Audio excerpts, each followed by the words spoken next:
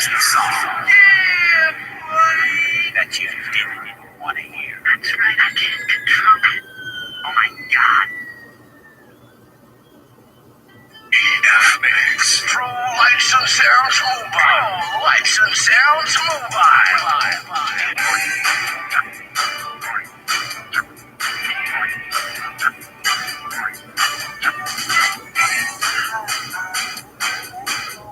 Hello, good morning, Hataw. Dito sa ka-ISDAers natin sa That Fishing Vlogs. Ngayong Friday, it's March 5, 2020.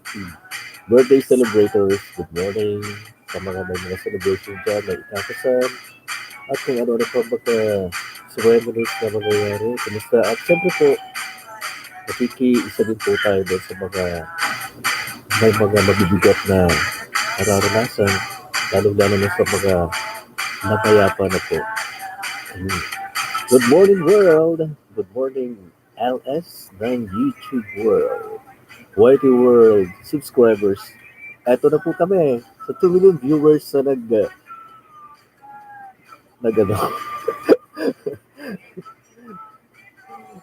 nagsusuporta ngayon. Ayan. Kumusta kayo dyan? Morning Hataw dito sa Back Fishing Vlogs. Nicolano Alochab Anglers Club, isang advocacy channel. Ako po ang kanilang official vloggers, Kuya Ina po naman, para po sa ating target na 4K watch hours. At of course, accomplish na tayo sa 1K bananas. Magtulungan naman tayo upang matulungan naman ng iba dito pa rin sa ating LS. So, if I were you, join na para makarami ng isla. Exercise muna tayo.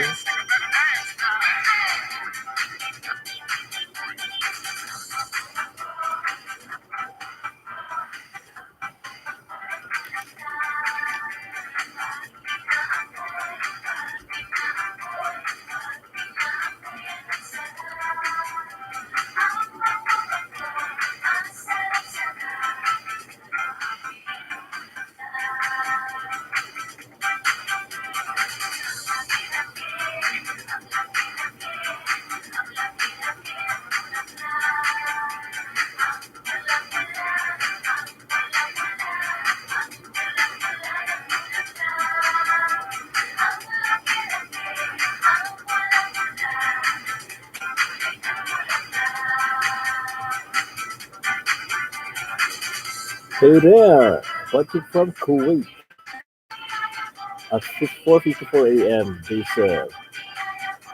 morning dito po sa Pilipinas. Thank you so much sa 3 million viewers natin dyan. Kumusta dyan sa Kuwait? Uy, mayroon akong mga pinsan dyan sa Kuwait. Kumusta na sila Ate Vicky Alegre. Ayun. I hope na isa rin dyan sa mga nag-watch sa atin. Sana maging part siya ng ating LS. Sa mga kapinsanan natin at marami pang iba. Anong ginagawa mo dyan, Mare? Mare din. Watching from Kuwait.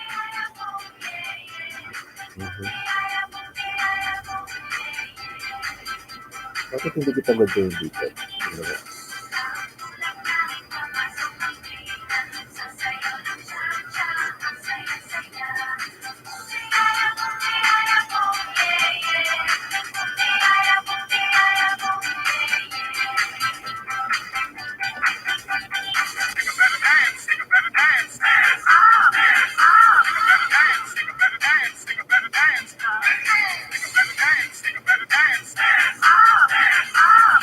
Papunta na kami dun sa Kuwait. Ano bang parte ng Kuwait? Nung mag-loading kami ng crudo, way back 2000. Yeah. Kuwait, officially, the state of Kuwait is a country in Western Asia, situated in the northern edge of Eastern Arabia at the tip of the Persian Gulf. It shares borders with Iraq and Saudi Arabia. As of 2016, Kuwait has a population of 4.5 million. 1.2 million are Kuwaitis and 3.2 million are expatriates. Kasama na tayo dyan yung mga workers galing sa Pilipinas. Napakayaman ng Kuwait. Kuwait dinar is the highest valued unit of currency in the world. Grabe yan So, ang yaman mo dyan kabayan, ha? May isa shoutout ka ba? Ayan. Sabi lang, ayan.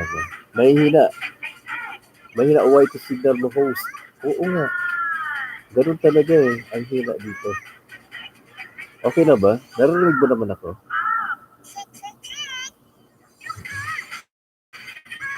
Sana narinig mo ako.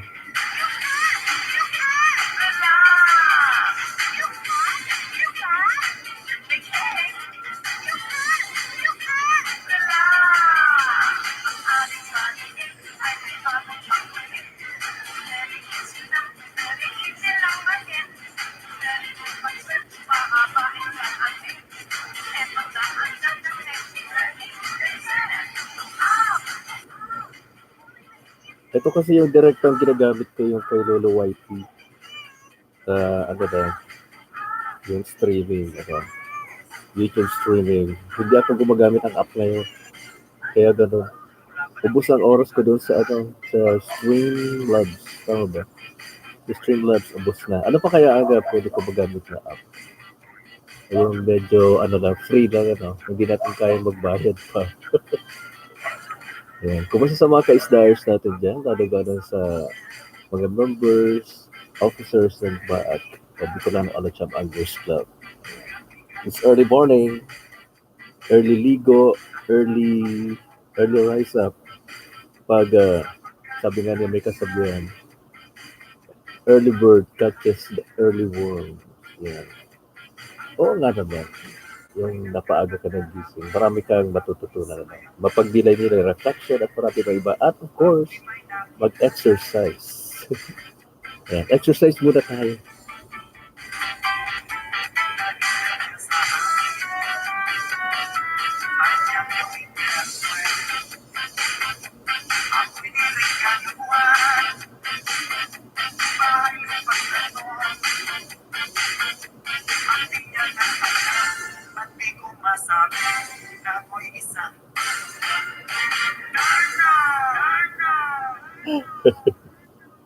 Ang iniingat-ingatan ko, ang ganawin at masal ko, na pinagdagdag ka pa sa tuwing kami pagkasama.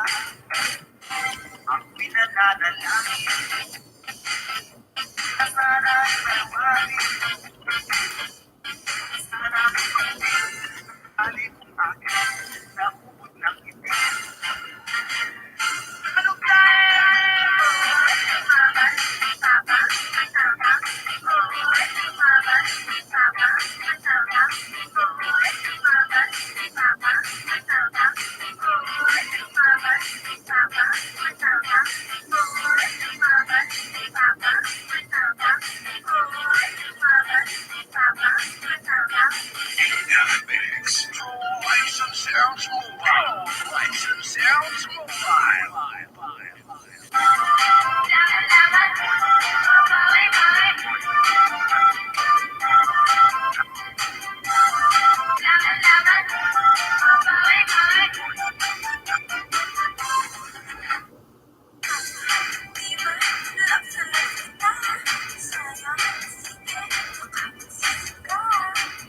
Ayun, 12 midnight na pala sa Kuwait, ano?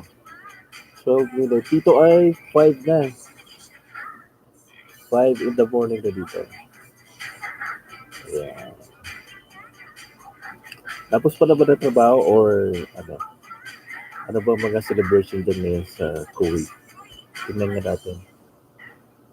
Research din natin ito. Yung celebration, point of interest.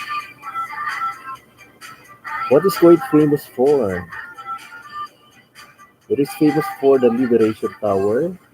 Kuwait's Liberation Tower is some 372 meters high, making it the second tallest structure in all of Kuwait City, as well as the 38th tallest freestanding structure in the world. Yeah. Is it safe in Kuwait? Kuwait is a safe place to travel to. The crime rates are fairly low, and the possibilities of foreigners being harmed in any way or attacked are highly unlikely. However, what makes country or Kuwait, a country with a reputation of being unsafe, is terrorism, race. Yan. Pero bakit marami pa rin tayong mga kababayan mo dyan? Siyempre po, kasi kasunduan yan ng between two countries na magpadala ng mga workers dyan. Okay. So, ingat-ingat din kabayan. Ha? Do I need a visa for Kuwait? Okay naman. You must obtain a visa unless they come from one of the visa exempt countries or countries eligible for visa or arrival. E-visa. So, yeah. All visitors except GCC citizens must hold a passport valid for 6 months. Yun. Do you need an exit visa to live Kuwait? Expatriate employees of ministries and certain government institutions must obtain exit permits before they can leave Kuwait. A residence visa is cancelled if the holder is absent abroad for a continuous period of 6 months. Wow, ganun pala yun. Are Indians allowed in Kuwait? The community of Indians in Kuwait includes Indian, mostly hailing from the southern states of Kerala and Tamil Nadu, expatriates in Kuwait, as well as Kuwaiti citizens of Indian origin or descent. According to the Indian Ministry of External Affairs, there are around 700,000 Indians as of 2014. So, medyo na ang Indians ngayon kung i-forward na natin hanggang 2020. Ano. Is Kuwait safe for job? Sabi nila, Kuwait is a safe place for most travelers to the Arabian Gulf. But here are a few tips on respecting local laws and culture. Rate safe and just about crime-free. Kuwait is a great entry point to the Muslim world of souks, mosques, and that all-important warm Arabian hospitality. Mhm. Who founded Kuwait? Ayun, 1961 of June. Kuwait became independent with the end of the British protectorate, and the Sheikh Abdullah al-Salim al-Sabah became an emir.